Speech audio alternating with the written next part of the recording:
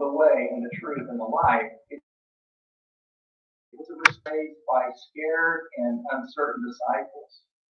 It comes from a section in the Gospel of John that biblical scholars refer to as the last discourse, John 14 through 17.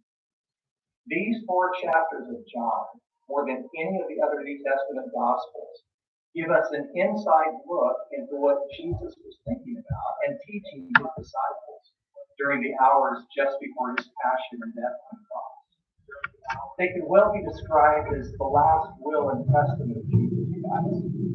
Remember, the disciples had just heard incredibly bad news.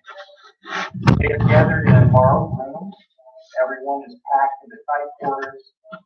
Jesus washes his 12 disciples' feet, making everyone uncomfortable. And then he proceeds to tell them that very soon one of them will betray him. To make matters even worse, after several years of traveling everywhere together, Jesus tells them that he is leaving. Feel the weight of his words settling over them. No wonder he says, "Do not let your hearts be troubled. I am going to prepare a place for you.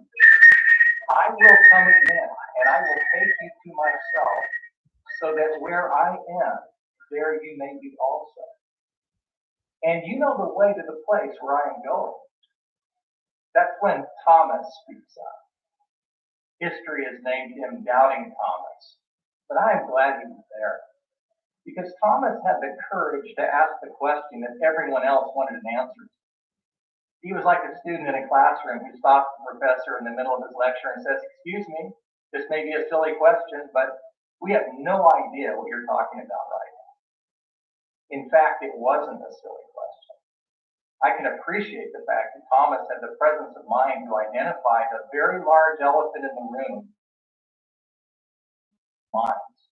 "Lord, we do not know where you are going. How can we know the way?"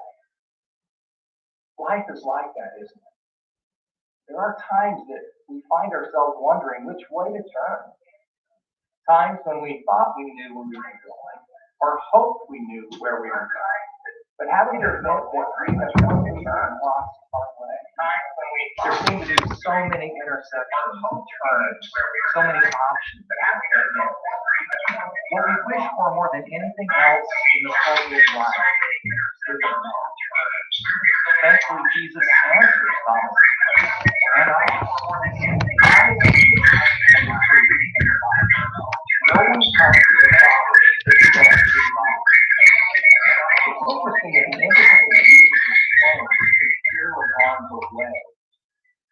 The way is sequentially first. That's not to say it really means that the truth and the life explain both how and why that Jesus is the way. He is the way because he is the truth, the revelation of God. He is the way because the life of God, available to every person, resides in him and him alone. He is simultaneously both the access to and the embodiment of life with God. That is the heart of the good news of John's Gospel. That in Jesus, the incarnate Word and unique Son of God, we can see and know God in a manner